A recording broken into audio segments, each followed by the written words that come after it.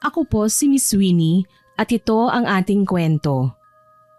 Magandang araw po, Miss Winnie, lalo na po sa mga tagapakinig na kagaya ko. Nais kong ibahagi ang aking karanasan na masasabi kong nagturo sa akin ng tunay na aral sa buhay. Ako po si Jobel at gusto kong imulat ang mga kapwa ko listeners sa realidad ng buhay, lalo na ang mga taong sabik sa pagmamahal kagaya ko. Madalas din sa kagustuhan natin na maramdaman na mahalin, napupunta tayo sa maling tao at ganon ang nangyari sa akin. Kaya naman nandito ako para magbigay aral sa lahat ang aking kwento. Hindi lahat ay para sa atin at kapag pinilit natin, makakagawa lang tayo ng pagkakasala na akala natin ay sandalan. Inaamin ko pong gumawa ako ng kasalanan sa kapwa ko at sa Diyos na lumikha. Pero natuto po ako at bumalikwas. Nahanap ko na po ang tamang landas. At ang kwentong ibabahagi ko ay kung paano ko po binarang ang lalaking minahal ko para lang makaganti. Opo, mali ako. Pero bago sana ako husgahan ng mga tagapakinig, sana ay pakinggan nila ang aking kwento at mula dito ay matuto na kagaya ko. Anong ginagawa niyo dito? Don't tell me sinusundan mo ang asawa ko. Alam mo, ikaw lang ang nakilala kong legal wife na binubugaw ang sariling asawa. Kapal din ang mukha mo, no? Hindi na ako magtataka kung bakit ka iniwan ni Piolo. Mahadera ka kasi. Beshi, tama na. Ayoko ng away. Oh, ano bang kailangan nyo? Kailangan kong makausap si Piolo. May sasabihin lang akong mahalagang bagay sa kanya. At ano naman yon? Sabihin mo sa akin. Ako na lang ang magsasabi sa kanya. Hindi, ako na para mapag-usapan namin. Hindi kayo pwedeng pumasok sa pamamahay ko. My house, my rules. Hindi ka lang pala mahadera. Ipokrita ka pa. Palabasin mo si Piolo nang magkausap sila ng beshi ko. Ayoko. Ako na ang magsasabi. Ano ba yon? Bubita ka ba? Hindi ka ba nakakaintindi? Anong sinabi mo? Halika nga dito. Ang dapat sa'yo kinakalbo. Ikaw na nga itong kabit, ikaw pang matapang. Etong sa'yo. Halika rito para makaganti rin ako sa pananakit mo sa akin. Aray! Aray! Ano bang problema mo? Bitiwan mo ako. Ipokrita ka? Bitawan mo yung kaibigan ko. Halika dito. Uubusin ko yung buhok mo. Ano bang kaguluhan to? Tama na nga. Inawat kami ni Piolo nang makita niyang nagsasabunutan kami ng asawa niya. Hinila niya si Shoni at naitulak naman niya ako kaya naman napaupo ako sa kalsada at tumama sa semento ng kalsada ang aking balakang. Nataranta ako nang makitang may umaagos na dugo sa hita ko. Sami, dinudugo ako. Diyos ko, Piolo, tulungan mo ako. Dinudugo si Jobel. Baka mapano ang anak niyo. Ano? Ang anak namin? Buntis si Jobel? Oo, kaya nga kami nandito para sabihin sa'yo. Pero mahadere ang asawa mo't hinarang kami. Kapag may nangyari sa anak ko, hindi ko kayo mapapatawad. Sobrang galit at kaba ang nararamdaman ko, Miss Winnie, dahil naisip ko kagad ang aking anak. Sa sobrang takot ko na mawala siya, bigla akong nawalan ng malay. Nang magising ako, nasa ospital na. Unang bumungad sa akin ang mukha ni Piolo na sobrang lungkot at namumugto ang mata na para bang galing sa pag-iyak. Kumusta si baby? Ayos lang ba siya? Anong sabi ng doktor? Mahal, magpahinga ka muna. Mas makabubuti yun sa'yo. Sagutin mo ang tanong ko! Wala nang baby natin. Nakunan ka. Pasensya na kung nangyari to. Hindi ito pwede! Ang baby ko! Sorry, mahal. Hindi ko to ginustong mangyari. Umalis ka na! Hindi kita kailangan! Hindi ko kayo mapapatawad! At tandaan mo ito! Sisingilin ko ang asawa mo sa lahat ng ginawa niya sa akin! Kasalanan niya ang lahat ng ito! Kasalanan niyo ang pagkawala ng anak ko! Mga walang iya kayo! Hindi ko kayo mapapatawad! Magbabayad kayong dalawa! Ilang araw ako sa ospital. At nang makalabas na ako, si Sammy ang siyang nag-alaga sa akin. Dahil sa galit sa dalawa, buo ang loob at isip ko na gawin ang bagay na alam kong mali. Gustong-gusto kong maghigante dahil sa pagkawala ng aking anak. Sammy, di ba sabi mo noon, babarangin mo si Piolo kapag sinaktan ako? Oo, bakit mo naman natanong? Marunong ka ba? Kasi mambabarang ang lolo mo, hindi ba? Pwede mo ba akong turuan? Oo, Beshi, marunong ako. Pero may kapalit yon. Hindi basta-basta. Bakit mo biglang naisip ang bagay na yan? Nakita mo naman kung ano ang mga nangyari, hindi ba? Nawalan ako ng anak dahil sa kanila. At gusto kong iparanas sa kanila ang sakit na nararamdaman ko ngayon. Pero, Beshi, hindi yun ganun-ganun lang. Kailangan mong bigyan ng oras para matutunan at hindi lang ginagamit ang itim na kapangyarihan para manakit o maghiganti. Dahil meron yung kapalit. Ano pa bang mawawala sa akin? Lahat naglaho na parang bula. Binigay ko ang lahat kay Piolo. Pero anong ginawa niya? Puro sakit at pagdurusang binalik niya. Lalo na ang kanyang asawa. Wala siyang kasing sama. Ibabalik ko sa kanyang poot ng isang inang nawalan ng anak. Pag-isipan mo muna maigi, Beshi. Baka nadadala ka lang ng mga pangyayari kaya nasasabi mo ang mga bagay na yan. Desidido na ako, Sammy. No, magpagaling ka at akong gaganti para sa'yo. Gagawin mo yon? Oo naman, sabi ko nga diba, babarangin ko kung sino man ang mananakit sa'yo. Salamat, Beshi. Huwag kang mag-alala, tutulungan kita. Sasamahan kita sa pagbibigay ng sumpa sa babaeng yon. Sure, no problem, Beshi. Mas maganda yon nang makita mo kung paano ko sila pahirapan gamit ang itim na mahika. Matapos sabihin ni Sammy ang mga katagang yun ay hindi na siya kumibo pa. Tahimik lamang siyang nakatingin sa akin na para bang hindi pa rin makapaniwala sa desisyon ko. Aaminin ko po, Miss Sweeney, sobrang bigat ng nararamdaman ko ng mga oras na yon. Napuno ang puso ko ng hinanakit at galit dahil sa ginawa nila. Alam kong mali ang ginawa ko sa paningin ng iba dahil naging kabit ako, pero hindi ko po alam na may asawa si Piolo nang makilala ko siya. Binata ang pagpapakilala niya sa akin. Nagsama kaming dalawa dahil balak na naming bumuo ng pamilya. Pero nalaman ng asawa niya. Doon ko lang nalaman na pamilyadong tao pala siya kaya pinagtabuyan ko siya sa kanila pabalik. Ang gusto ko lang noon ay ipaalam kay Piolo na magkakaanak na kami. Pero kinuha nila sa akin ang anak ko. Ilang araw ang lumipas at ang pasya kong barangin sila ay hindi nagbago. Beshi, manood ka lang ha? Pero wag mong gagayahin ang mga gagawin ko. Oo naman. Sige na, simulan mo na. Hindi na ako makakapaghintay na makitang naghihirap ang babaeng yon. Okay, Beshi. Umupo ka lang dyan. Mag-uumpisa na ako. Sige, anong una mong gagawin? Kailangan ko magdasal at tawagin ang mga alaga ko. Kahit anong mangyari, huwag kang matatakot. Huwag kang lalabas sa silid na ito kahit ano pang makita at maramdaman mo. Naiintindihan mo? Oo, naiintindihan ko. Nagsimula na si Samantha sa pagriritual. Nagtatayuan ang mga balahibo ko dahil sa takot. Sa pagbanggit pa lang niya sa mga orasyon ay parang hihiwalay na ang kaluluwa ko sa katawan. Gumaan ang ulo ko na parang walang laman. Bumigat na rin ang aura sa buong silid kung saan kami nagsasagawa ng pagriritual. Bumibigat ang dibdib ko. Parang paliit ng paliit ang espasyo sa kwartong ito. Oo, nararamdaman ko rin. Ganyan talagang pakiramdam, Beshi. Parang may nagbabago sa paligid. Napupunta kasi tayo sa gitna ng dilim at liwanag. Ang hangin ay mas lalong lumalamig.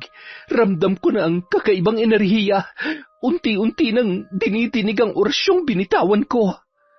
Bes, anong nangyayari? Parang may mga presensya akong nararamdaman na hindi ko maipaliwanag. Parang may mga kasama tayo rito. Huwag ka matakot, Beshi. Ganyan talaga dahil tinawag ko ang mga espiritu magsasakatuparan sa ating kahilingan. Nandito na rin ang mga alaga kong insekto. Makikita mo kung gaano kalakas ang barang na gagawin ko sa babaeng yon. Ang dilim. Beshi, normal pa ba ito? Madilim na nga ang kwartong ito pero parang mas nilalamon pa ng dilim. Huwag ka mag-alala, normal lang yan. Kailangan nating ipakita ang ating intensyon. Narito ang mga kandilang itim na gumagabay sa atin. Hanggat may sindi ang mga ito, walang masamang mangyayari. Paano kung mamatay ang sindi ng mga kandila? Hindi, Beshi. Hindi basta-basta namamatay ang apoy ng kandila kahit malakas ang hangin. Ito ang simbolo ng kapangyarihan ng ritual. Tumahimik ka muna, Beshi, ha? Kailangan natin magdasal para makuha ang atensyon ng mga espiritong nandito. Sige, Beshi. Sasabay ako sa'yo para mas maging effective ang sumpang ilalagay mo kay Shawnee.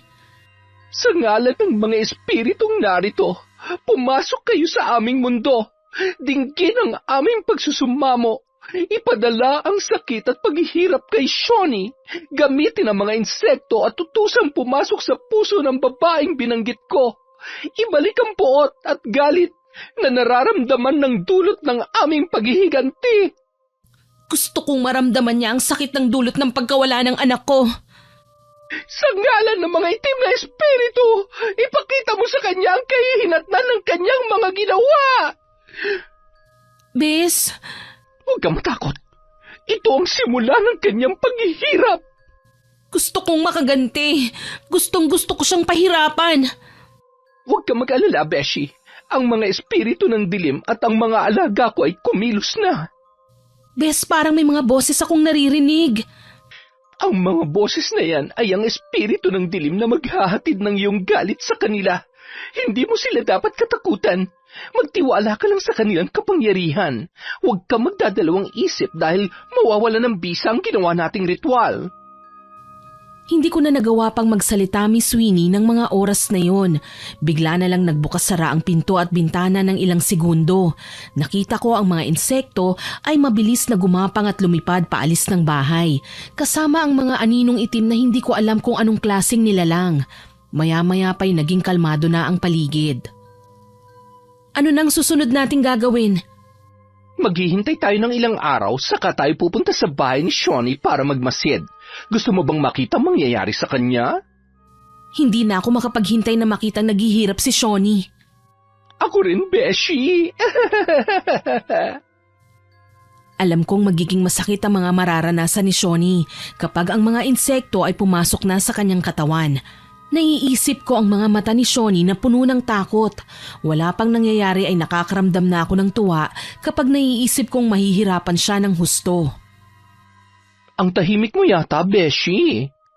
Iniisip ko kung anong kalagayan ni Shawnee. Gusto ko nang makitang resulta ng ginawa natin. Sa susunod na linggo ay pupunta na tayo sa bahay niya. Salamat, Beshi, sa pagsasakatuparan ng aking paghihiganti. Nawala ang aking anak dahil sa kanya, kaya naman dapat lang na magdusa siya. Sabi ko naman kasi sa'yo noon, hindi mapagkakatiwalaan si Piolo, pero hindi ka nakinig sa'kin. Mahal ko eh. Alam mo naman yun, hindi ba? Kilala mo ko kung magmahal. Wagas talaga. Pero nagsisisi na ako. Sa susunod, magtitira ka para sa sarili mo para hindi ka masaktan ng todo. Tama ka. Kasalanan ko rin naman.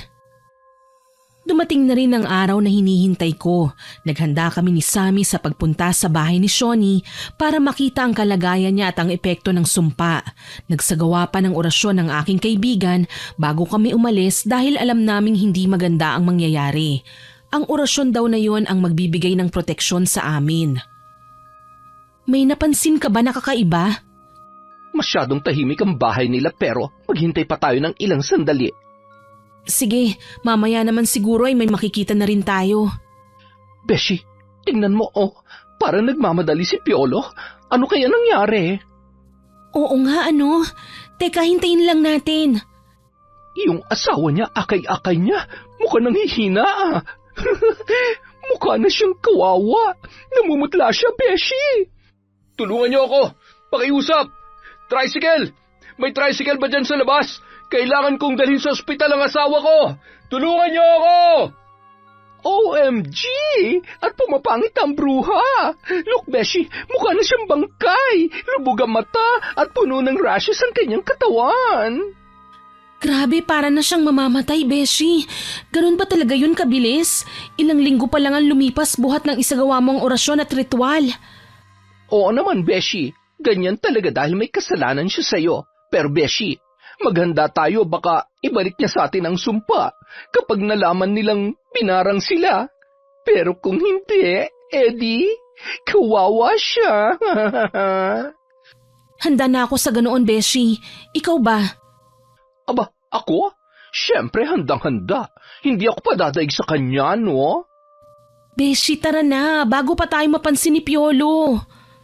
Oo nga. Baka mamaya niyan sa atin pa humingi ng tulong in his dreams. Bago pa man mapaandar ni Sammy ang sasakyan ay nakita kong napansin na ito ni Piolo dahil dun lang ipinarada ni Sammy sa tapat ng bahay nila. Pero hindi na ako nakaramdam ng takot. Mas natuwa pa ako at gusto ko nang magkaroon ng ideya sa mga nangyayari sa kanila. Patay, Beshi! Anong gagawin natin? Humarang nasa harapan ng sasakyan ng bruha. Bigla siyang nagkaroon ng lakas na harapin tayo, ah. Mukhang balak basagin ng bruhang salamin ng kotse mo. Nako, sasagasaan ko talaga siya. Hoy, lumabas kayo dyan! Babasagin ko itong salamin kapag hindi kayo lumabas! Tama na yan. Huwag kang mag-iskandalo. Pabayaan mo na sila. Naku, kaloka. Ihampas na niya ang tungkod niya sa salamin. Gaga talaga? Wag! Teka nga, bubusinahan kita ng malakas. O diba, nagulat ang bruha? Kaloka, ang mahal ng kotse ko tapos babasagin lang ng bruhang yon? Harapin na natin sila. Sigurado ka? Oo, bakit tayo matatakot sa kanila? Wala naman silang alam sa ginawa natin sa kanila eh. Sa bagay, tama ka nga. Sige, labasin natin ang mga ungas na yan. Anong ginagawa niyo dito? Ano pa ba? Malamang tinitignan nila kung ano ang kalagayan ko. Kayo siguro ang may gawa nito sa akin. Ang alin ba? Ano bang tinutukoy mo, Bruhilda? Bakit kayo nangaharang? Napadaan lang naman ang kotse ko dito. Sakop na ba ninyo ang kalsada? Bruha ka? Nagkasakit na ako mula nang nanggulo kayo rito sa amin. Hoy babae, huwag kang mapagbintang. Nagkakasakit ka kasi hindi ka nabibigyan ng sustansya ng asawa mo. Anong ipinapakain sa'yo niyan? Batugan yan eh. Correct. Buwisit ka talagang kabit ka? Hoy, bakit mo hinampas ng tungkod ang kaibigan ko? Kakalbuhin kitang walang hiya ka. Naku, nahimatay yung friend ko. Ikaw haliparot, kapag nagkadamage ang beautiful body ng beshi ko, pagbabayaran mo ng mahal. Kagaya ng ano, babarangin niyo ko? Kukulamin? Ginawa niyo na nga eh. Masyado kang palabintang. Beshi, gising. Ang sakit ng likod ko. Ano bang nangyari? Ano pa ba? Di na hostage tayo ng bruha. Ano? Teka, Beshi, ano nang gagawin natin? Nasaan na ba tayo? Nandito sa bahay niya. Walang yakang kabit ka? Ikaw ang may gawa ng lahat ng ito sa akin. Kulang pang ginawa ko sa'yo kumpara sa dinaranas kong sakit ngayon. Aray! Makabintang ka, wagas! May pruweba ka ba? Paano naman kita bibigyan ng sakit, Aber? Itong pang-hostage mo sa amin, pwede kitang kasuhan. Jobel, alam na namin ang totoo. Nagpatingin kami sa albularyo. Pakiusap, itigil mo ng pagpapahirap kay Shoni. Hindi namin kayo dinala dito sa bahay para sa gulo. Kakausapin lang namin kayo na itigil na to. Tama na. Pakiusap. Ay, marunong makiusap ang lalaking walang paninindigan. Ibang case. Mga nahihibang na kayo. Hindi ako ang gumagawa niyan sa'yo. Oo nga. Tsaka, pakuwalan nyo nga kami dito. Manahimik ka nga munang bakla ka. Papanatang kita dyan eh. Pwede ba? Tumigil kayo sa pambibintang dahil wala akong ginagawa. Ikaw lang ang nagawan ko ng masama, kaya alam kong ikaw ang gumagawa nito sa akin. Halika dito, papatayin kitang babae ka! Talaga? Sa sobrang sama ng ugali mo, aba anong malay ko kung may kaaway ka na pala? Gahaman ka sa pera, hindi ba? Tsaka si Piolo, galit rin yan sa'yo kasi pinatay mo ang anak namin. Bakit ako lang ang pinagbibintangan mo? Hindi ko magagawa ang bagay na yun, Jabel. Malinis ang konsensya ko. Malinis? Pinatay niyo ang anak ko at niloko niyo ako. Kaya baka karma nang naniningil sa kasalanang nagawa ninyo. Hawakan mo siya, Piolo. Papatayin ko ang babaeng yan. Mali kayo ng kinalaban. Kahit mahina ang katawan ni Shoni dahil sa sakit, ay bigla siyang nagkaroon ng lakas dahil sa galit. Napatayo siya mula sa kinauupoang sofa at sinugod ako. Pinagsasampal ako at sinabunutan. Umawat naman si Piolo pero hindi niya magawang pigilan ng asawa niya. Sa sobrang galit ni Sammy ng oras na yun, nag-usal siya ng orasyon. Maya-maya ay nanlaki ang mga mata ni Shoni at Piolo nang makita ang sandamakmak na ipis na gumagapang sa sahig, papalapit na sa kanila. Walang yakang bakla ka? Umalis kayo mga ipis! Kadiri! Buhay pa ako! Huwag niyo akong kainin! Piolo, alisin mo ang ipis! Ayoko sa kanila! Patayin mo ang mga yan! Jobel, pigilan mo si Sammy. Binabalot na kayo ng galit. Masama ang ginagawa nyo. Sinabi ko na sa inyo, hindi nyo kilalang kinakalaban nyo. Sige mga alaga ko, atakihin nyo sila at pahirapan. Tama na! Alis! Ano ba? Buwisit na mga ipis to! Ayaw akong tantanan! Ano ba? Ang dami nila.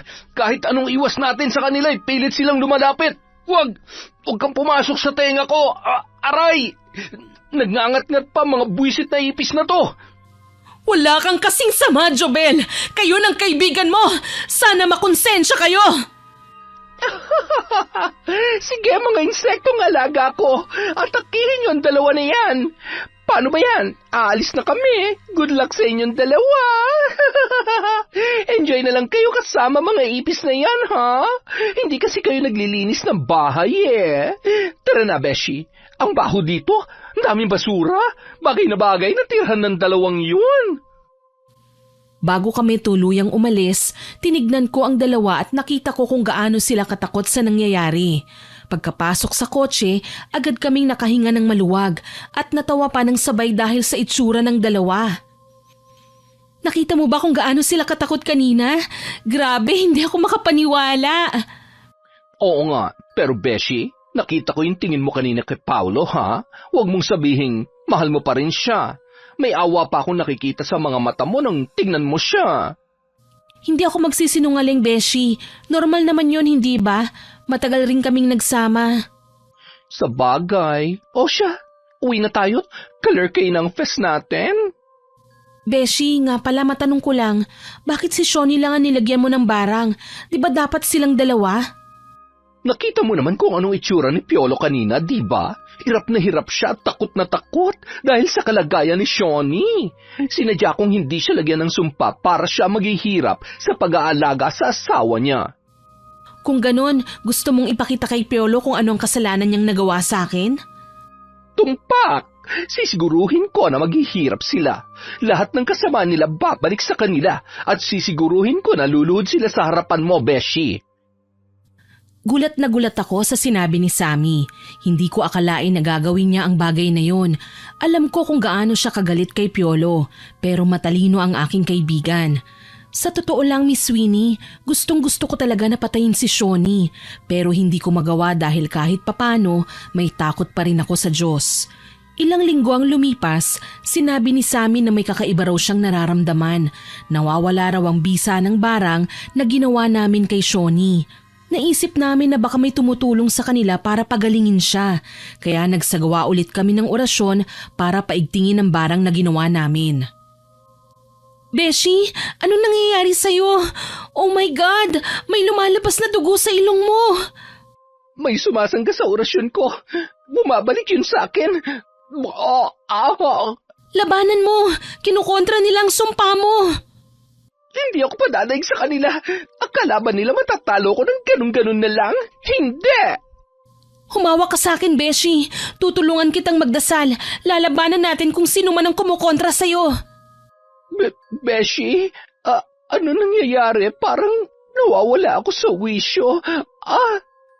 Beshi, gumising ka. Labanan mo. Nawala ng malay si Samantha ng oras na yon, pero pilit ko siyang niyuyugyog para gisingin. Nang dumilat siya, bigla na lang niya akong sinakal. Nanlilisik ang mata niya habang nakatingin sa akin. Bigla ring nagbago ang boses niya. Lalaking boses na ang ginagamit niya. Kilala na kita. Bakit mo ito ginagawa kay Shawnee? Tigilan mo na ito kung ayaw mong mamatay. Beshi, labanan mo siya. Lalaban ka pa? Paparusahan kita ng matindi.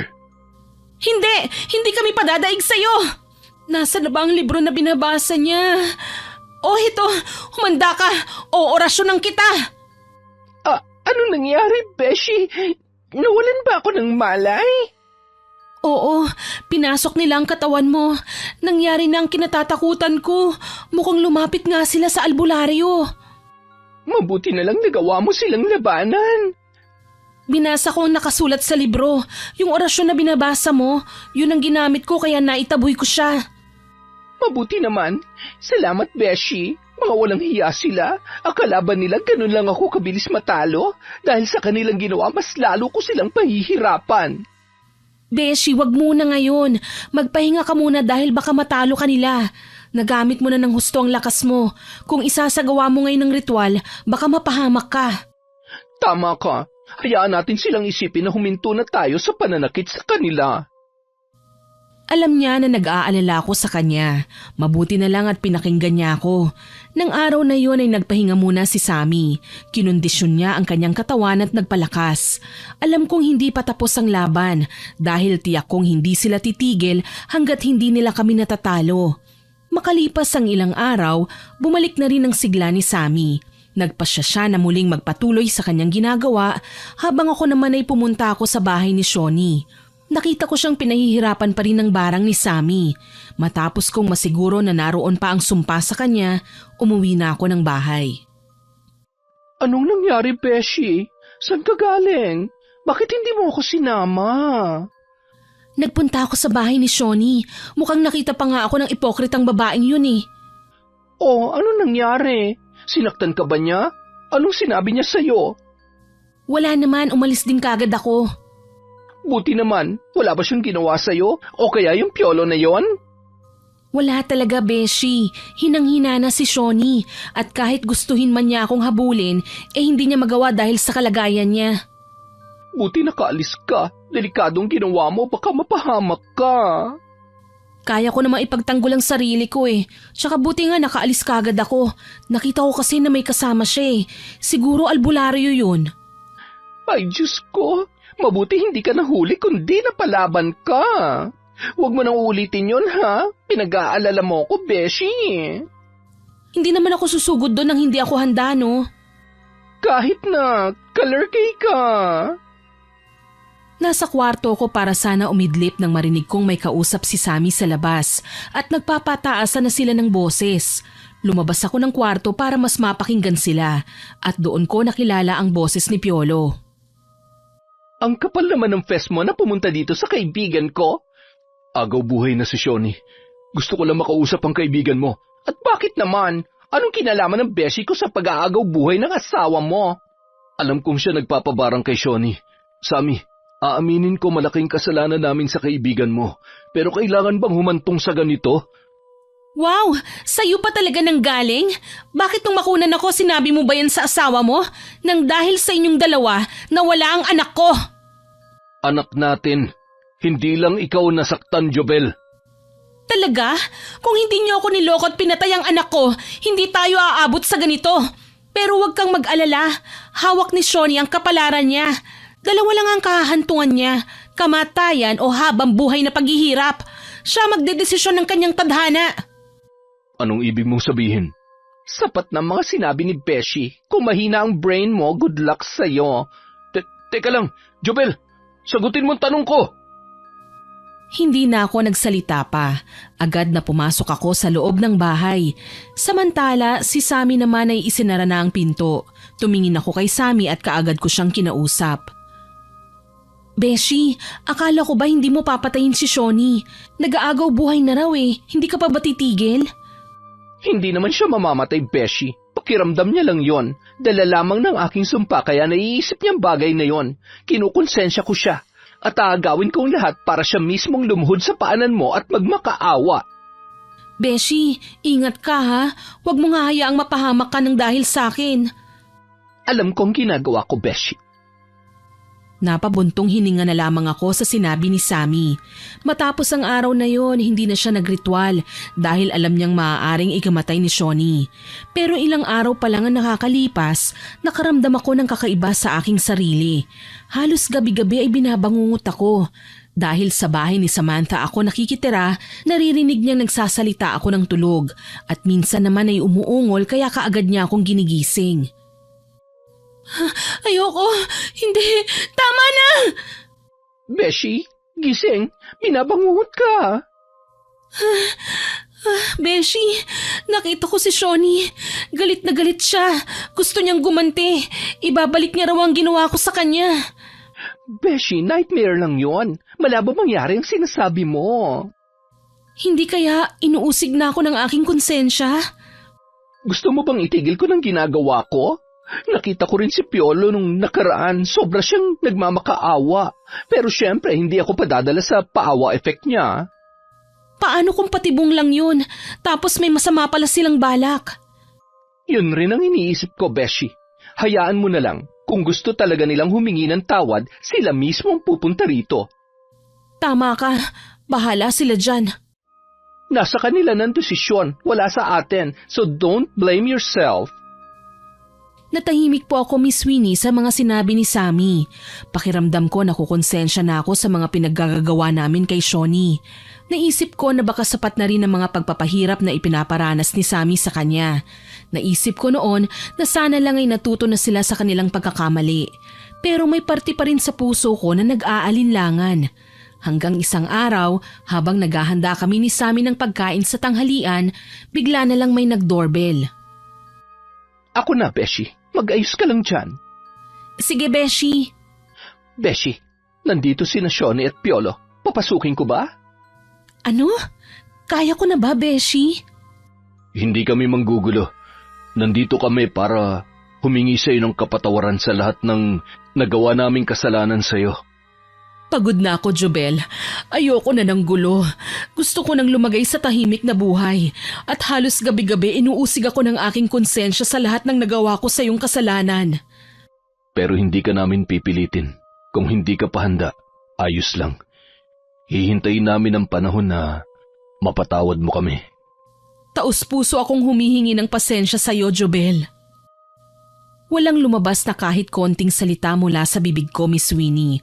Lalo na nang lumuhod si Shawnee sa paanan ko. Hindi ko inaasahan na gagawin niya ang bagay na yon. Kaya naman wala talaga akong masabi. Nangingilid na ang luha ko ng mga oras na yon, pero pilit kong pinipigilan. Ayokong ipakita sa kanila na mahina ako. Beshi, paalisin ko na ba sila? Mukhang hindi ka pa handa. Hayaan mo na siya, Sammy. Alam kong kailangan pa niya ng sapat na oras para makapag-isip. Hindi ko pinipilit na patawarin mo kagad ako, Jobel. Alam ko na malaki ang kasalanang nagawa ko sa'yo. Sa totoo lang hiyang-hiya ako sa'yo eh. Nagmataas pa ako noon, pero sabi ng albularyo, mabait ka at handang magpatawad basta totoo ang aking paghingi ng pasensya. Sana naman totoo ang mga sinasabi mo, Shawnee. Hindi ko kailangan magsinungaling pa sa kaibigan mo. Ganito na ang kalagayan ko. Nag-aagaw buhay na, magmamataas pa ba ako? Totoo ang paghingi ko ng pasensya. Bigyan muna natin ng sapat na panahon si Jobel para makapag-isip. Salamat sa pakikinig, Sammy. Ikaw nang bahala. Sige, sana natuto na kayo sa kasalanan nyo at hindi na kayo umulit. Makakaasa kayo at handa akong patunayan na nagsisisi na ako matapos ang huling beses na nagkita tayo at inatake kami ng mga insekto. Naramdaman ko ang galit mo at ng panahon na naghihirap ako dahil sa sakit na hindi ko maipaliwanag. Sumagi sa isip ko ang lahat ng nagawa kong kamalian at alam kong dapat humingi ako ng tawad sa mga taong nagawan ko ng kasamaan. At isa ka na ron, Jobel. Sana dumating ang panahon na mapatawad mo na ako. Salamat sa pagmumulat sa amin mula sa aming kamalian. Aalis na kami. Matapos sabihin ni Piolo ang mga salitang yon ay umalis na sila. Napayuko na lang ako at napaiyak dahil sobrang bigat ang aking nararamdaman. Sige lang, Beshi. Iyak mo lang yan. Nandito lamang ako para sa'yo. Bakit ganito, Beshi? Bakit nasasaktan ako? Bakit nakukonsensya ako sa mga nagawa natin? Beshi, tao ka lang. Normal na maramdaman mo ang mga bagay na yan. Magdasal ka lang. Alam kong hindi ka pababayaan ng Diyos. Gusto ko lang naman bumuo ng sariling pamilya. Maranasan na mahalin ng buo at alagaan. Bakit parang ayaw ibigay sa akin? Masama ba ako? Hindi ko ba deserve na maging malaya? Beshi, napunta ka lang sa maling tao. Patawarin mo muna ang sarili mo bago ka makakapagpatawad ng iba.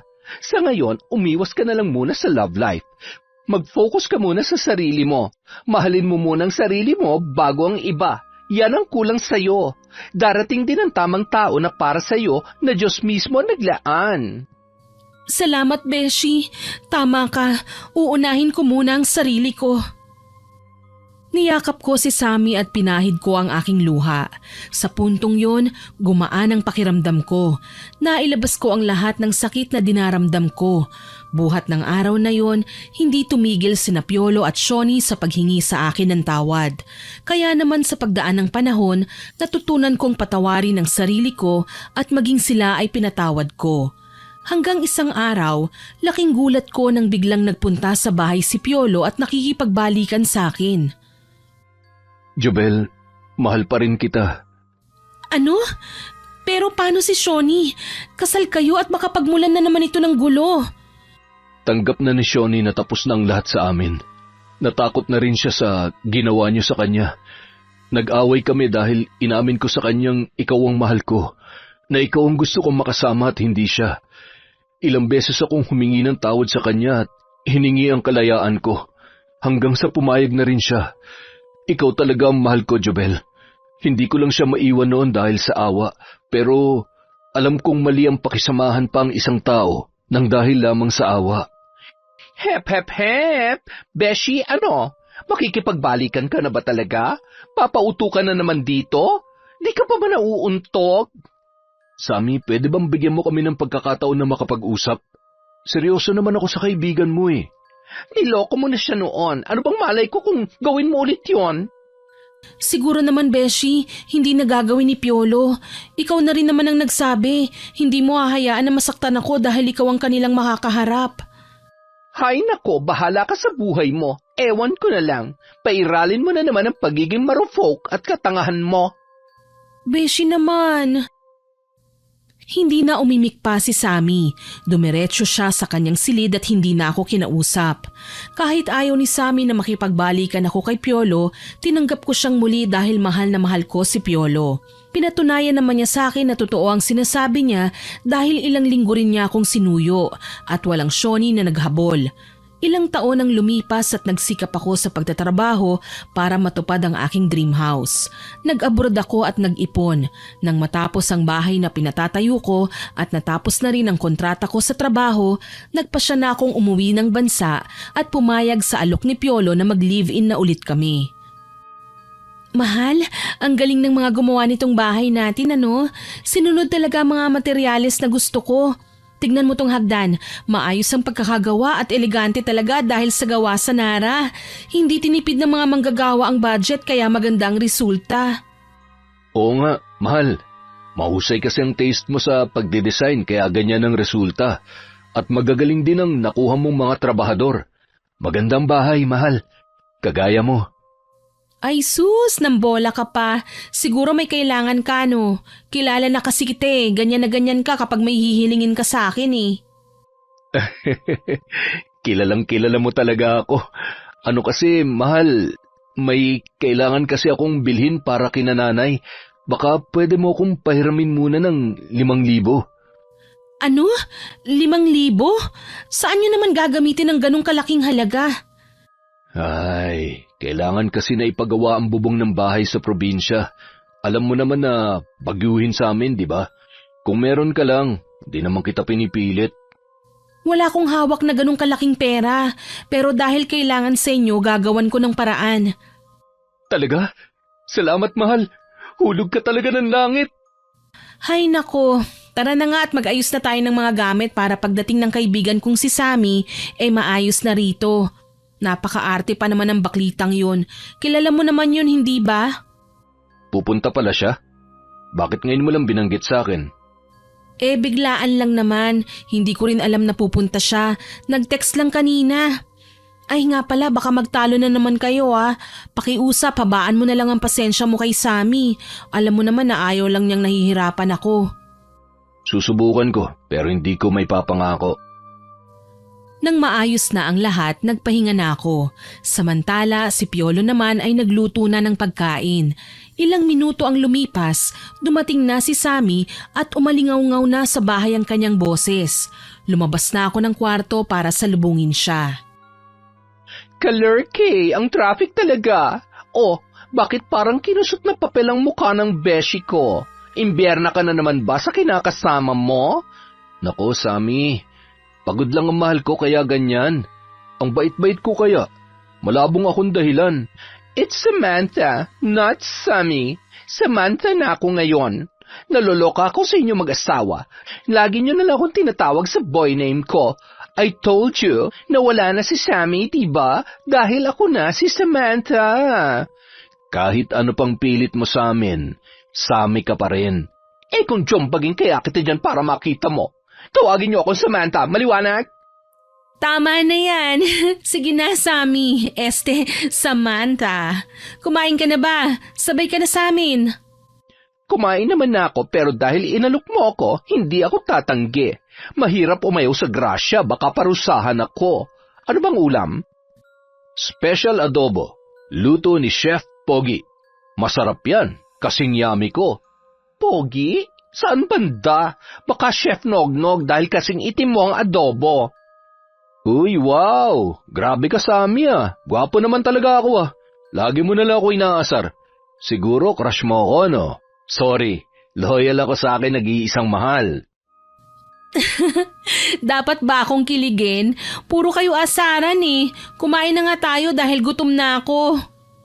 Yak! Napaka-PDA nyo. Nakakasuka kayong dalawa. Kadiri! Sus, bitter ka lang. Wala ka kasing boyfriend kaya ka ganyan. Hindi ko kailangan ng sakit sa ulo kagaya mo at baka mapanot pa ako sa konsumisyon. Tama na yan, kumain na tayo. Masamang pinaghihintay ang pagkain. Maya-maya pa'y habang kumakain kami, bigla na lamang tumunog ang cellphone ni Piolo na nakapatong sa lamesa. Nakita ko sa screen na tumatawag ang kanyang ina. Kaagad siyang nag-excuse at sinagot ang tawag. Pag alis ni Piolo, kaagad namang nagsalita si Sammy. Alam mo, Beshi ko, minsan naiisip ko, ano ba nakita mo dyan kay Piolo? Wala naman trabaho at di rin kagwapuhan. At higit sa lahat, palaging umuutang sa'yo tapos anong bayad? Halik lang? Daig mo pa ako? Sa ating dalawa mas nagmukha ka pang bakla. Maganda ka naman. Bakit kasi nakipagbalikan ka pa? Ay, alam mo naman ang past ko, di ba? Never kong naramdaman ang pagmamahal ng isang magulang. So, ang ibig mong sabihin yung love na hinahanap mo na kay Piolo?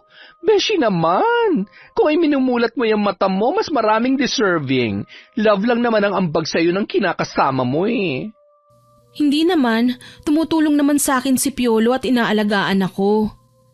Hay nako, ewan ko sa'yo. Kalerkay ka, hindi kita maintindihan.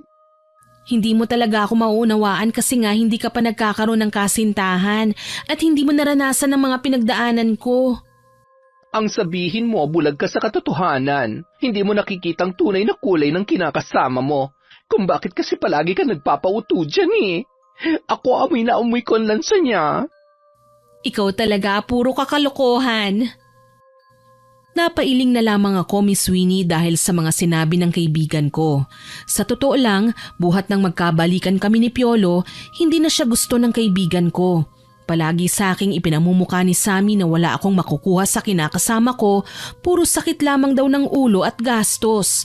Pero para sa akin naman mahalaga si Piolo. Siya lang kasi ang nakakaunawa sa akin bukod kay Sammy.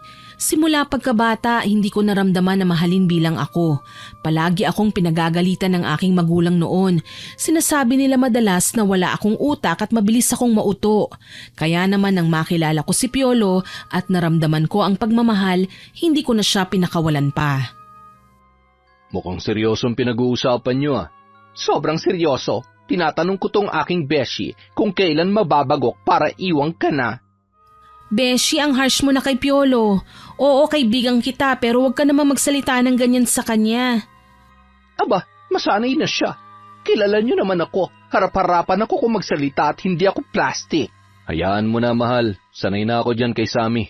Halos araw-araw yata pinamumukha niya sa akin na hindi niya ako gusto para sa'yo. Buti alam mo, ayaw talaga kita. Pangit ka na, tamad pa. Nakakasakit ka na ng damdamin ha. Kapag nakahanap ako ng trabaho, sasampaling kita ng pera. Good luck sa'yo. Ewan ko na lang kung magkatotoo yan. Kahit sa panaginip, malabong mangyari ang sinasabi mo. Tumigil na nga kayong dalawa. Kumakain tayo, nagtatalo kayo. Malas yan. Bago pa mapunta sa ibang usapan ng pagtatalo nila, ay inawat ko na po sila. Kita ko rin sa mukha ni Piolo na naiinis siya sa mga sinasabi ni Sammy. Pagkatapos kumain ay kaagad na nilikpit ni Piolo ang aming pinagkainan. Pero bigla na naman silang nagtalo ni Sammy dahil lang sa maliit na bagay. Ako na nga sabi maghuhugas. Mamaya isipin mo batugan ako kagaya mo. Kanina ka pa ha. Hinahayaan lang kita kanina pero sinasagad mo ko. Pabida ka kasi. Tumawag kaninang mama mo, panigurado may hihingin ka na naman dito sa kaibigan ko. Oo naman, labas ka na dun. Kaibigan ka lang, kinakasama ako. Aba, hambog ka? Mas nauna ako sa buhay ni Beshi bago ka pa dumating. Bakit ba nakikialam ka? Kaibigan ka lang, tandaan mo yan. Dahil concerned ako sa Beshi ko, ginagawa mo na siyang gatasan eh. Ano ka, nakahanap ng instant money maker? Hoy Sammy, hindi perang habol ko sa kaibigan mo ha. At mahal ko siya hindi dahil sa mga bagay na naibibigay niya sa akin. Talaga ba? Sa tingin ko kasi, taliwas sa mga lumalabas dyan sa bibig mo kesa sa kinikilos mo. Alam mo, masyado kang mayabang. Porket wala akong maibigay, ginaganyan mo ako.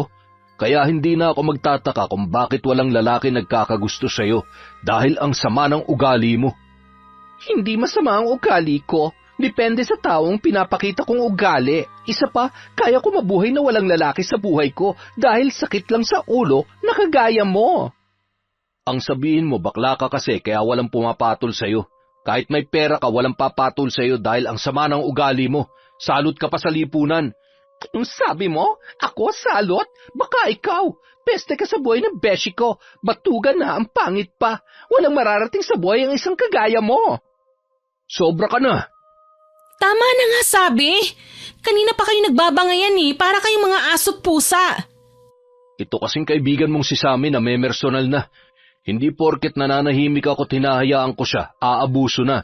Ikaw kasi mukha kang pera. Ginagawa mong mamasang tong kaibigan ko. Sa aming dalawa nagmukha pa siyang bakla dahil sa'yo. Bakit? Papalitan ko naman yung lahat Kailan pa? Pag pumuti na ang uwak, color K, ang hirap makipagtalo sa isang low class like you. Beshi, sumusobra ka na. Hindi na magandang lumalabas sa bibig mo. Mas mabuti siguro na umuwi ka na lang muna. Tsaka na tayo mag-usap kapag hindi na mainit ang ulo niyong dalawa. Nagsasabi lang ako ng totoo. Tama ka, kauwi na nga lang. Sa susunod na lang ako pupunta rito kapag wala na ang lalaking yan. Tama, umalis ka na, baklita. Talaga, nakaka-imbyerna mukha mo, sunog. Napailing na lang ako sa bangayan ng dalawa. Hindi na umimik pa si Piolo, samantala tuluyan nang umalis si Sammy. Sa totoo lang, Miss Winnie, kahit anong gawin kong pag-aayos sa dalawa ay hindi na talaga sila magkakasundo. Ilang minuto ang lumipas nang makaalis si Sammy ay kinausap naman ako ni Piolo. Mahal, kailan mo kaya maibibigay yung hinihiram ko sa'yo? Ha? Agad-agad ba na kailangan? Hindi ko pa nakakausap si Sammy. Sa kanya sana ako hihiram muna dahil naubos na ang ipon ko sa pagbili nitong dream house natin. Ganun ba? Wala ka pa bang kita dun sa negosyo mo? Bakit kasi di ka na lang bumalik sa pagko-call center? Malaki pa naman ang kita mo dun. Alam mo naman na nagkakaedad na ako. Hindi na ako pwede sa ganun. Alam mo naman na tumatanda na ako. Hirap na ako makipagsabayan sa mga katrabaho ko. At higit sa lahat, gusto kong magnegosyo na lang para hawak ko ang aking oras. Pero gagawan ko na lang ng paraan. Kay Sammy sana ako hihiram kaso nagtalo kayo. Ewan ko na lang kung pahihiramin pa ako nun. Ganun ba? Kay Sammy ka pala hihiram? Inaway ko pa naman yun. Bigla tuloy ako na konsensya sa mga sinabi ko sa kanya. Kaya nga ba't mo pa kasi pinatulan? Nagtimpi ka na lang sana. Baka mamaya hindi ako pahiramin ng baklitang yun, lalo na kapag nalaman niyang ikaw ang gagamit. Anong gusto mo? Hayaan ko siyang insultuhin ako at yurakan ng pagkatao ko?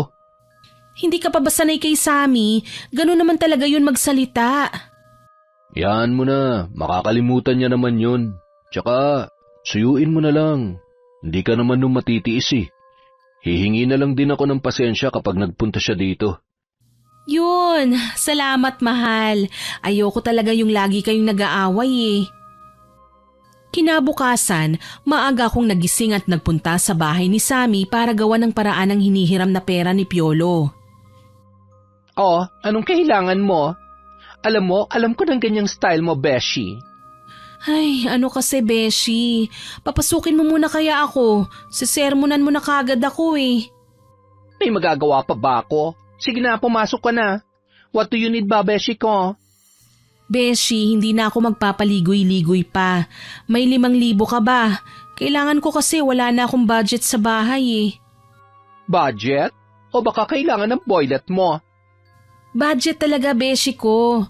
Sige na, papalitan ko naman kagad eh. Yan, dyan mo ako naaalala kapag hihiram ka. Samantalang kahapon, hindi mo man lang ako pinagtanggol sa kinakasama mong ulikba.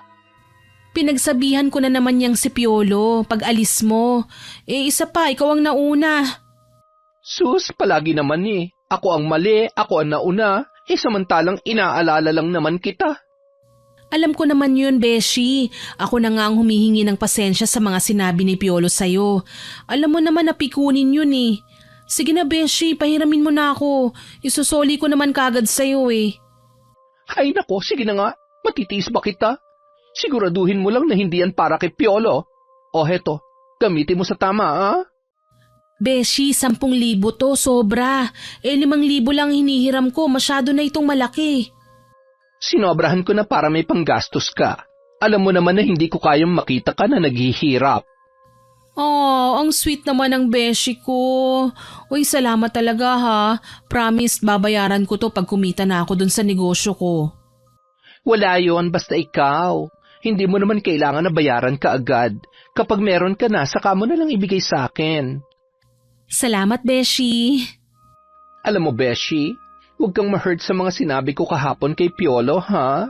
Totoo naman kasi tingnan mo ngayon, siya tong lalaki pero hindi makabigay sa'yo. Paano na lang pala kung wala rin ako maipahiram sa'yo, di gutom kayo. Mag-aral ka na sa work ko, babakeran kita. Ay, tsaka na Beshi, gusto ko na kasing maging full-time housewife eh. Alam mo naman na tumatanda na ako, gusto ko nang magkaroon ng baby. Tsaka gusto ko hawak ko ng aking oras, kaya nga nagnegosyo ko eh. Ayos lang sana na mag full-time housewife ka kung may trabahong kinakasama mo. Wala naman ambag yun sa buhay mo. Pagtatalunan na naman ba natin si Piolo? Buhay ko to, Beshi, at hindi na ako bata para pagsabihan mo.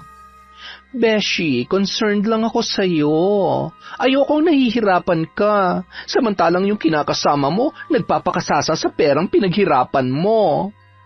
Tinutulungan rin naman ako ni Piolo sa negosyo ko eh. Tsaka naghahanap na rin naman siya ng trabaho. Naghahanap? Buhat nung magsama kayo, naririnig ko na yan sa'yo. Ewan ko ba sa'yo, Beshi? Sa bagay, buhay mo yan. Sino ba naman ako para makialam? Intindihin mo na lang ako, Beshi. Kay Piolo ko lang naramdaman ang tunay na pagmamahal, kaya hindi ko kaya na iwanan siya. Hoy, Beshi, kilabutan ka nga. Mahal ka lang yan si Piolo dahil may naibibigay ka pa. Paano kapag nagkasakit ka? Sa tingin mo, alagaan ka niyan? Baka nga iwanan ka niyan at maghanap ng iba? Beshi, kung usapang pagmamahal lang naman, lamang ako sa kanya. Iba naman kasi ang love na ipinapakita mo, Beshi. Magkaiba kayo at hindi mo ako maiintindihan kasi wala ka pang love life.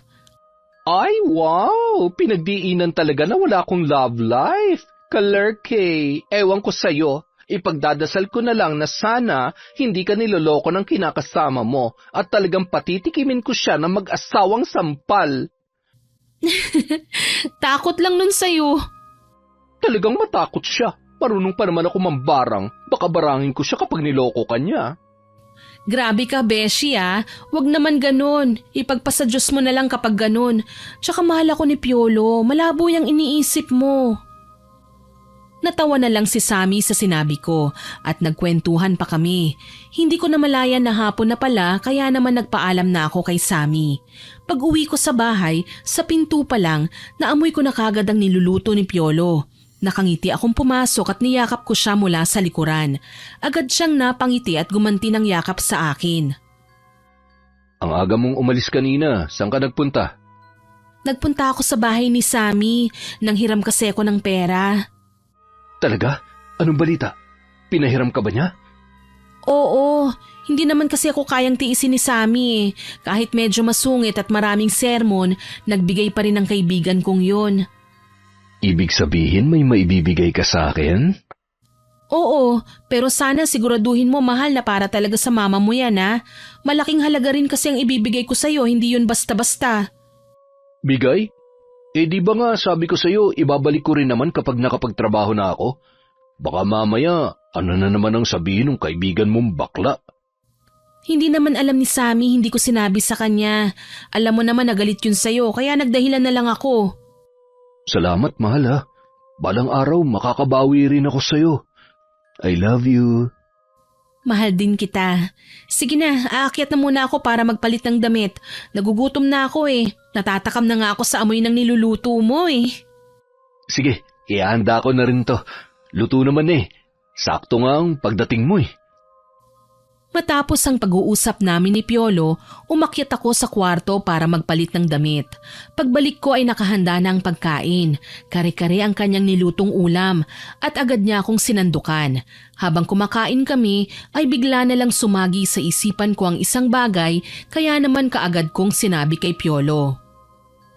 Mahal, samahan kita pag pinadala mo ang pera sa mama mo ah. Oh, ha? Bakit ka naman sasama? Kaya ko naman ah. Wala ka bang tiwala sa akin? Hindi naman sa ganun. Gusto ko lang makita na pinadala mo talaga sa kanila ang pera. Pasensya na kung parang ang awkward para sa'yo. Pero gusto ko lang manigurado. Malaking halaga kasi ang pinapadala mo. Ayoko lang na magkaroon ng pagdududa. Di wala kang tiwala sa akin. Alam mo, wag na nga lang. Total, parang hindi mo naman ako pinaniniwalaan eh. Hindi naman sa ganun. Huwag ka naman magalit. Alam mo, nahahawa ka na dun sa kaibigan mong bakla. Nakakainis ka. Nakakawalang ganang kumain. Diyan ka na nga. Teka lang naman, Piolo. Sinubukan kong tawagin si Piolo, Miss Winnie, pero hindi na niya ako pinansin. Nang araw na yon natulog siya sa kabilang kwarto at parang nainis siya sa sinabi ko. Ganun siya palagi, napakalihim pagdating sa pamilya niya. Ni minsan hindi ko nakausap ang nanay niya sa personal dahil palagi na lang sa cellphone. Hindi ko alam kung totoo bang siya ngayon, pero dahil may tiwala ako kay Piolo, hindi na ako nag-isip ng masama. Kinabukasan, kinausap niya ako nang ibigay ko sa kanya ang pera at sinabi kong hindi na ako sasama. Hindi naman kita lolokohin ulit. Nagbago na ako, mahal. Hindi naman sa ganun eh. Hindi mo naman ako masisisi kung nagdududa ako, hindi ba? Alam ko. Nagawan na kita nun ng masama. Hayaan mo, hindi ko sasayangin ang binigay mo sa akin pagkakataon. Napangiti na lang ako sa kanyang sinabi. Sabay kaming kumain ng araw na yon at umalis din siya kagad para ipadala ang pera. Ewan, Miss Winnie, pero hindi ako mapalagay sa hindi ko malaman na dahilan. Ayaw kong pagdudahan si Piolo pero pakiramdam ko'y may tinatago siya sa akin. Nang araw na yon, gabi na nang makauwi si Piolo.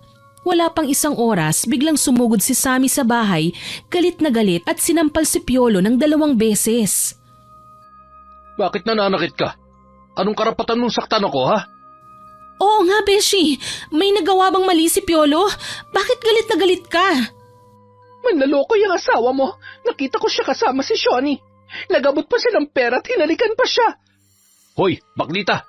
Masama mambintang. May pruweba ka ba? Wala, pero sapat nang nakita ko. Beshi, sa akin ka maniwala. Niloloko ka lang ng lalaking yan. Hoy, Sammy, walang ganun na nangyari. Teka lang, magkasama sina Piolo at Shawnee? Kailan mo siya nakita? Baka ibang tao lang yun at nagkamali ka. Talaga lang, Beshi? Susugod ba ako dito kung hindi ako sigurado? Sinasabi ko lang, Beshi, baka kasi nagkamali ka. Baka akala mo lang ganun. So, mas pinaniniwalaan mong lalaking yan over me? After all, siya pa rin ang pipiliin mo, Beshi. Hanggat wala kang ebidensya, hindi kami maniniwala sa'yo. Ano ba malay ko kung sinisiraan mo lang ako? Di ba nga galit ka sa akin? Kaya posibleng gumagawa ka lang ng kwento. Hoy! Para sa kalaman mo, hindi ako sinungaling at mapanggawa ng kwento. Manloloko ka! Beshi, tama naman kasi si Piolo eh. Wala kang ebidensya, paano kita paniniwalaan yan? Wow! Sige, Beshi, maniwala ka dyan. Ngayon palang sinasabihan na kita. Huwag kang iiyak sa akin. Kalerke! Bagay kayong dalawa, isang manloloko at isang uto-uto. Sobra ka na, Sammy! Teka, Beshi, hindi ko sinasadyang sampalin ka. Nabigla lang talaga ako dahil sa sinabi mo. Sige, kampihan mo yan si Piolo. Pero nagsasabi ako ng totoo at paninindigan ko yon. Magsama kayong dalawa. Friendship over na tayo. Teka lang naman, Beshi. Hayaan mo na siya. Pinag-aaway niya lang tayo. Hindi mo ba nakikita? Kilala ko si Sammy. Kahit kailan hindi siya nagsinungaling sa akin. O bakit, may pruweba ba siya?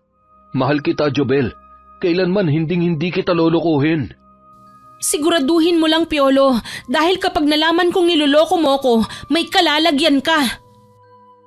Litong-lito na ako ng mga oras na yon, Miss Winnie. Hindi ko alam kung tama ba ang desisyon kong piliin si Piolo. Pakiramdam ko noon, nagsasabi ng totoo si Sammy, pero ayoko namang maniwala kagad ng walang ebidensya. Mula noon, hindi ko na nakausap si Sammy. Sinubukan kong tawagan siya pero binlock na niya ang number ko. Nang pumunta ako sa bahay niya, pinaalis niya lamang ako. Kasabay ng pagkakaaway namin ni Sammy, nakaramdam ako ng kakaiba sa aking katawan. Mahal, bakit ganito? Tignan mo nga yung balat ko. Nagkakaroon na ng mga sugat-sugat eh. Oo nga no. Sinubukan mo na bang magpatingin sa doktor? Sabi skin problem lang daw, pero pakiramdam ko may gumagalaw sa loob eh. Tignan mo, nagnanana na. Huwag mo na lang pansinin. Baka may nakain ka lang na hindi pwede sa'yo. Kung nandito lang sana si Sammy, baka matulungan niya ako. Pero wala. Kaya pwede ba huwag mo nang banggitin pang pangalan ng baklang yon? Nakakairita eh. Natahimik ako sa biglaang pagtataas ng boses ni Piolo. Ilang linggo kong hindi nakausap si Sammy, kaya itinuon ko na lang ang aking atensyon sa sarili ko. Hanggang isang araw, nagpaalam si Piolo na maghahanap siya ng trabaho. Pinayagan ko naman siyang gawin yun, ngunit makalipas ang isang oras, biglang dumating si Sammy sa bahay ko. Beshi, buti naman dinalaw mo na ako. Patawarin mo na ako. Wala na yon. Nandito ako para magising ka na sa katotohanan. Teka lang, anong sinasabi mo? Hindi kita maintindihan. Basta sumama ka na lang sa akin. Ipapakita ko sa'yo na tama ako at nagsasabi ako ng totoo. Ano? Ano bang pinagsasabi mo? Mamaya ko na ipapaliwanag sa'yo, basta sumama ka na lang. Wala na akong nagawa ng panahon na yon. Halos kalad ka rin ako ni Sammy palabas ng bahay. Pinasakay niya ako sa kotse at nagmaneho na siya. Ilang beses ko siyang tinanong pero hindi niya ako sinasagot. Hanggang sa huminto kami sa isang bahay. Kasing laki yun ang bahay ko. Kaninong bahay yan? Ang ganda at kasing laki ng sakin. Tumingin ka lang dyan, Beshi. Mamaya mamumulat ka sa katotohanan. Ano? Beshi, naguguluhan na ako sa'yo eh. Naalala mo nung gabi nag-away tayo dahil kay Piolo? Pagkaalis ko sa bahay nyo, nakita ko ulit si Bruja kasama si Piolo, kaya sinundan ko at dyan ang bahay niya. Ano bang ibig mong sabihin? Nandyan nakatira ang asawa ni Piolo? Lumipat na siya? Tumpak! Relax ka lang ha, lalabas din sila dyan. Sobrang kaba ang naramdaman ko ng mga oras na yon, Miss Winnie.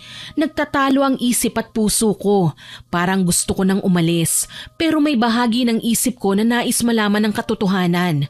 Ilang sandali ang lumipas at lumabas mula sa loob si Shoni. Maya-maya pa'y biglang sumunod si Piolo. Kitang-kita ko kung paano siya hinalikan ni Shoni sa labi at niyakap pa siya. Hindi na ako nakapagpigil pa. Kaagad ko silang sinugod at sinabunutan ko si Shoni. Malandi ka? Haliparot! Pokpok! May paawa effect ka pa? Ahas ka! Sige, Beshi, kalbuhin mo! Aray! Ano ba? Awatin mo nga itong kabit mo, Piolo! Jobel, awat na! Anong tawag mo sa akin? Jobel? Wow! Manloloko ka nga! Buisit ka! Etong sayo! Mag-asawang sampal para matauhan ka! I told you, Beshi, manloloko ang lalaking yan. No offense ha, pero pineperahan ka lang niya. Sila pa rin talaga ni Shoni all this time. Hoy baklita, manahimik ka. Ako ang tunay na asawa ni Piolo at ang kaibigan mo ang mistress dito. Pinabawi ko lang sa akin. Akala ko ba tanggap mo na? Ano ito? Bago ka pa makilala ni Piolo, kasal na kami. Hindi ba, Piolo? Tama ang kaibigan mo. Pera lang ang gusto ng asawa ko sa'yo. Totoo ba yun, Piolo? All this time, tama pala si Sammy? Teka, magpapaliwanag ako. Anong ipapaliwanag mo? Kung paano mo niloko at pinaglaruan na naman ang kaibigan ko? Hindi, Sammy. Mahal ko talaga si Jobel. Naipit lang ako sa sitwasyon. Naipit sa sitwasyon? Ano, hindi ka makapag-decide kung sino sa amin ang mahal mo? Ganun ba ha, Piolo? Hindi. Matagal na kaming hiwalay ni Shoni. Nagsasabi ako ng totoo. Pero nang malaman niya na nag-abroad ka, gusto kanyang perahan. Tinakot niya ako na babarangin ka niya at ipapakulong tayo. Kaya ginawa ko lang ang utos ni Shoni. Naging sunod-sunuran ako sa kanya. Bakit mo inilihim sa akin? Bakit ka nagsinungaling? Wow, kagustuhan mo rin ito, Piolo. Huwag ka nga magmalinis. Napilitan lang ako para sa kaligtasan ni Jobel. Mukha ka palang pera. Ikaw nga ang legal na asawa pero ang sama ng ugali mo. At ikaw naman, Piolo, wala kang bayag dahil hindi mo kayang ipaglaban ang beshi ko. Kung totoo ang lahat ng sinabi mo, bakit pumayag ka na halikan ka niya sa labi kanina? Nagulat lang ako. Tsaka nandito ako para kausapin siya dahil ayoko nang lokohin ka. Itutulak ko sana siya pero dumating ka. Hindi pa rin sapat ang mga katwiran mo, Piolo. Hindi ko alam kung mapapatawad pa kita. Tara na, Beshi. Ayoko nang makita pa ang mukha nila. Umalis na kami ni Sammy, Miss Winnie pagkatapos kong sabihin yon. Opo, masakit para sa akin na niloko ko ni Piolo sa ikalawang pagkakataon. Pero ewan ko ba, bigla akong naawa sa sitwasyon niya. Ramdam ko naman na nagsasabi siya ng totoo at nakita ko yon sa mata niya. Pero hindi ko kinaya ang mga katotohanan na nalaman ko. Pag uwi sa bahay, niyaya ko kagad si Sammy na uminom. Gusto ko kasi na maalis ang sakit na nararamdaman ko. Beshi, ayos lang yan. Makakalimot ka rin. Hindi mo kailangan na umiyak dahil sa lalaking yon. Pero kita naman natin, Beshi. Nagsasabi siya ng totoo. Oo, nasasaktan ako. Pero mali ba kung bibigyan ko siya ng isa pang chance? Beshi, yung ikalawang chance nga na binigay mo, sinayang niya eh. Ano pa kaya sa susunod? Hindi ko alam. Nalilito na ako, Beshi. Nalilito ka kasi mahal mo. Niloko ka niya at yun ang totoo. Wala na rin dahilan para ipagpatuloy niyo pa ang inyong relasyon. Gumising ka nga sa katotohanan, Beshi. Napabuntong hininga na lang ako sa mga sinabi ni Sammy. Totoo naman kasi ang mga sinasabi niya sa akin eh. At aaminin ko may pagkatanga talaga ako. Napaiyak na lang ako ng mga oras na yon. Dinamaya naman ako ni Sammy at ilang sandali ang lumipas, bigla akong narinig ang boses ni Piolo mula sa labas ng bahay. Mahal, lumabas ka dyan. Harapin mo ako. Pag-usapan natin to. Beshi, si Piolo yun. Teka, anong gagawin ko? Hindi mo siya haharapin, okay? Dito ka lang. Ako ang kakausap sa kanya. Baka mag-away kayo. Ayoko ng gulo, Beshi. Ako ang bahala. Maupo ka lang dyan. Wala na akong nagawa pa, Miss Winnie. Hinayaan ko si Sammy na harapin si Piolo. Ayoko rin kasi na makita ni Piolo na umiiyak ako ng dahil sa kanya. Maya-maya pa'y narinig ko ang pagmamakaawa ni Piolo sa kaibigan ko. Sammy, pakiusap. Hayaan mo kami mag-usap ni Jobel. Huwag ka nang makialam pa. Wow! Anong gusto mo hayaan kitang paikuti ng kaibigan ko? Isa pa, kagagawan mo yan. Hindi ko kasalanan na may sabit ka pala at sinungaling. Ikaw na to may kasalanan, nagmamataas ka pa? Hindi naman sa ganun, Sammy. Ang akin lang, hayaan mo si Jobel na magdesisyon. May sariling isip si Jobel at nasa kanya pa rin ang desisyon kung pakikinggan niya ako o hindi. Ang gusto ko lang ay makausap siya, yun lang. Ilang beses pang sinubukan ni Piolo na kumbinsihin ang kaibigan ko, pero hindi niya magawa. Matigas ang puso ni Sammy at hindi niya pinakikinggan si Piolo. Sa awa ko, hindi ko na natiis pa si Piolo. Nilapitan ko si Sammy at kinausap. Sige na, Beshi, ako nang bahala dito. Ano, Beshi? Ganyan ka ba talaga karupok? Hayaan mo siya manigas dyan sa labas. Kakausapin ko lang at tatapusin ko ng lahat sa amin. Sure ka? Baka naman puro ka lang kuda, kulang sa gawa. Sige na, ako nang bahala dito. Okay, sige. Panindigan mo yung sinabi mo, ha? Tumango lamang ako bilang tugon sa sinabi ni Sammy. Agad kong binalingan si Piolo na nasa labas ng bahay. Nakatayo siya malapit sa isang rosas na tanim ko at nakita kong nilalamok siya. Buti naman lumabas ka na. Umalis ka na, Piolo. Wala ka nang babalikan pa rito. Niloko mo ako at kahit ano pang dahilan mo, sinaktan mo pa rin ako. Wala na tayong dapat pag-usapan pa. Pakiusap, ayusin natin to. Ano, ganun-ganun na lang yun? Hahayaan mo na lang ang lahat ng pinagsamahan natin? Wow, coming from you? Ipapaalala ko lang, ikaw ang nagloko at hindi ako. So choice mo yon, hindi ako. Umalis ka na lang dahil tapos na tayo. Kung nangihinayang ka sa pinagsamahan natin, sana hindi mo yun ginawa. Inisip mo sana kung ano ang mararamdaman ko. Please, bigyan mo pa ako ng isa pang pagkakataon. Pasensya na. Umalis ka na lang. Ayoko na, Piolo. Tapos na tayo. Tumalikod na ako matapos kong sabihin ang mga salitang yon kay Piolo. Niyakap niya pa ako mula sa likuran pero inalis ko ang kamay niya at pumasok na ako sa loob. Isinara ko ang pinto at nakita ko mula sa bintana na umiiyak na umalis si Piolo. Nang tuluyang makaalis si Piolo, napahagulgol na ako. Kahit papaano may pinagsamahan kaming dalawa at minahal ko siya ng sobra.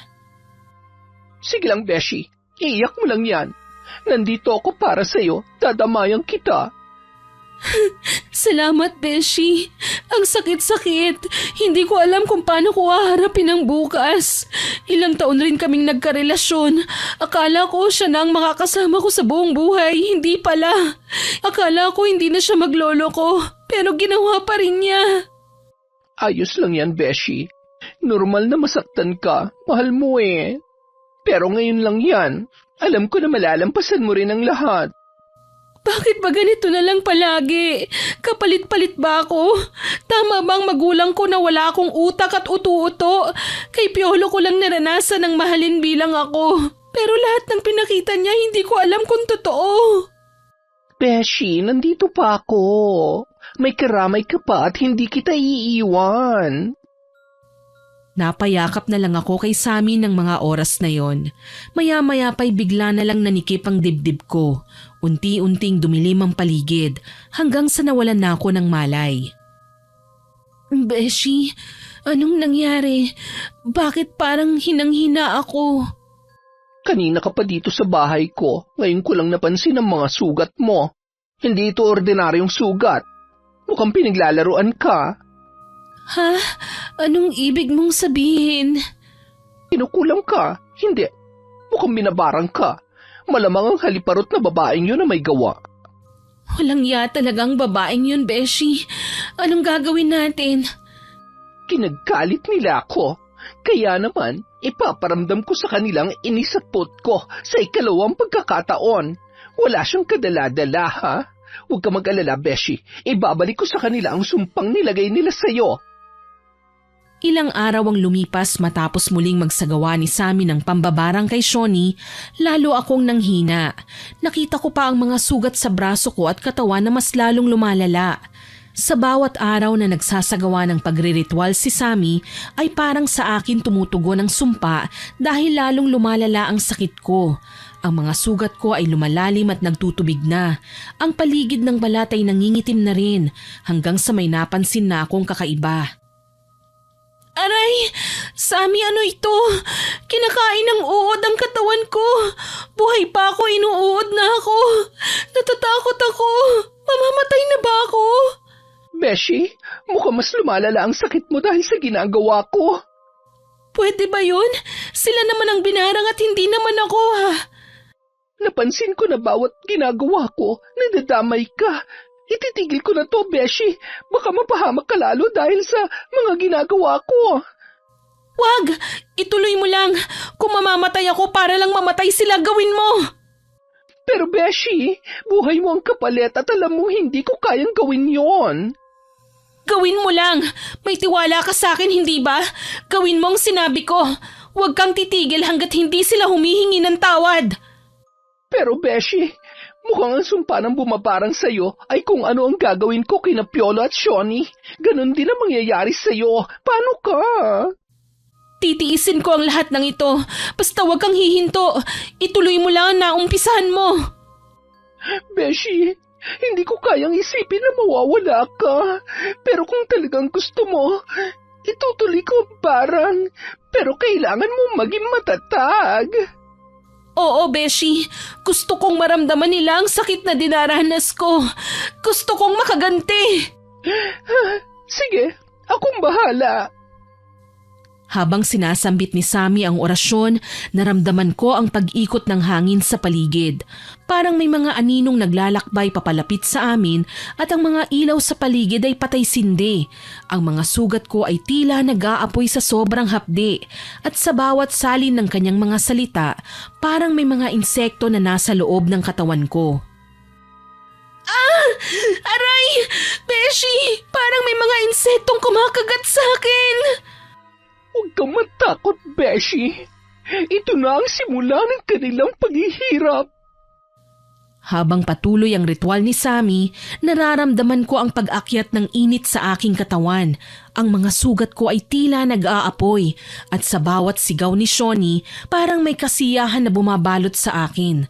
Pero kasabay ng pananakit ng aking mga sugat, bawat ginagawa ni Sammy, mas tumitindi ang sakit na nararamdaman ko hanggang sa bigla akong nawalan ng malay. Beshi, ayos ka lang? Itutuloy ko pa ba? Beshi, bakit hindi kita makita? Hindi ko maimulat ang aking mga mata.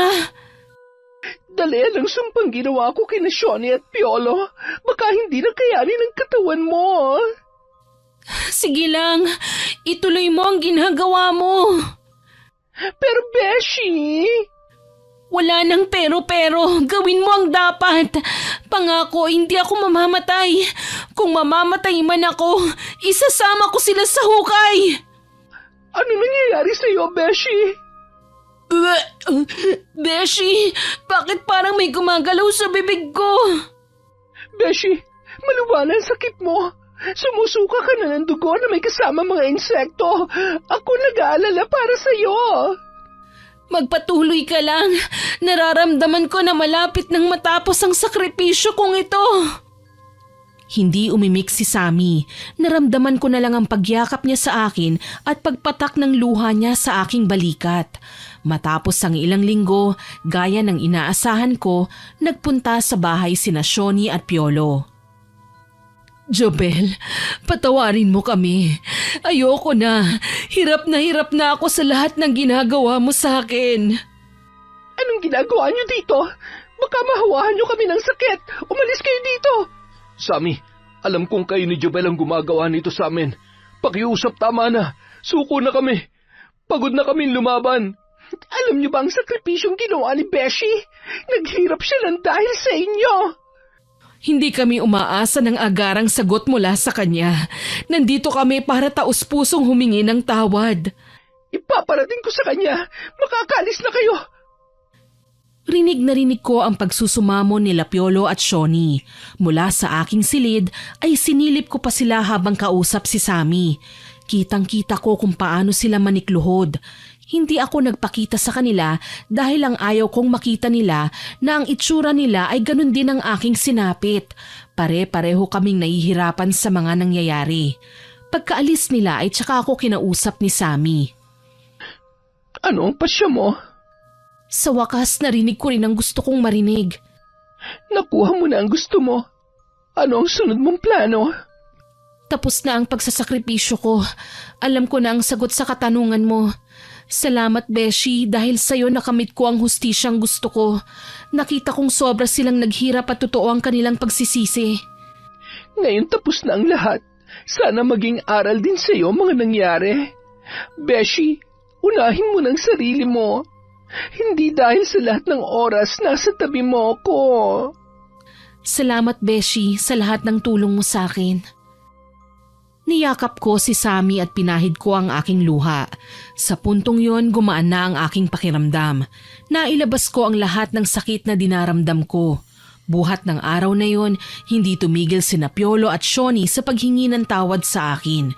Kaya naman sa pagdaan ng panahon, natutunan kong patawarin ang sarili ko at maging sila ay nagawa ko ring patawarin. Beshi, matagal na panahon nang lumipas. Tuluyan na ba naghilom ang sugat sa iyong puso? Oo naman, siguro talagang para ako sa sarili ko. Pero ganun pa man ang resulta ng lahat, masaya ako kasi naging successful ako sa buhay. Owner na ako ng restaurant na pangarap kong itayo Thank you kay God, hindi niya ako pinabayaan. Kahit na may ginawa akong hindi niya nagustuhan, ramdam ko ang kanyang pagpapatawad. Balita ko may anak na sila Shoni at Piolo. Good for them. Kung ano man ang nangyari sa nakaraan, gagamitin ko yung aral sa buhay para mas maging mabuti akong tao. Dapat talaga tuminuna ang lalaking yan.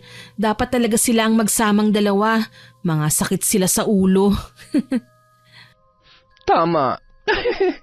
Ngayon na matatag ka na, ano nang balak mo? Balak ko? Magpayaman na lang at panoorin ng beshi ko na may magandang love life. Ay ganon? Sa ating dalawa, ikaw naman talaga ang swerte sa pag-ibig Aba, wala akong masabi sa boyfriend mo Salamat, Beshi. I'm happy for you. Stay strong, Beshi, ha? Masaya rin ako para sa'yo. Naging maayos na ang buhay ko, Miss Winnie. Buhat ng matutunan kong magpatawad. Akala ko ay wala akong swerte sa pag-ibig pero mali pala ako. Natagpuan ko ang lalaking para sa akin sa edad na 45. Nagkaroon ako ng bagong paniniwala na ang pag-ibig ay wala sa edad. Darating at darating din ang para sa atin. Matuto lang tayong maghintay at huwag ipilit ang lahat na hindi naman talaga para sa atin. Hanggang dito na lamang po ang aking kwento, Miss Winnie.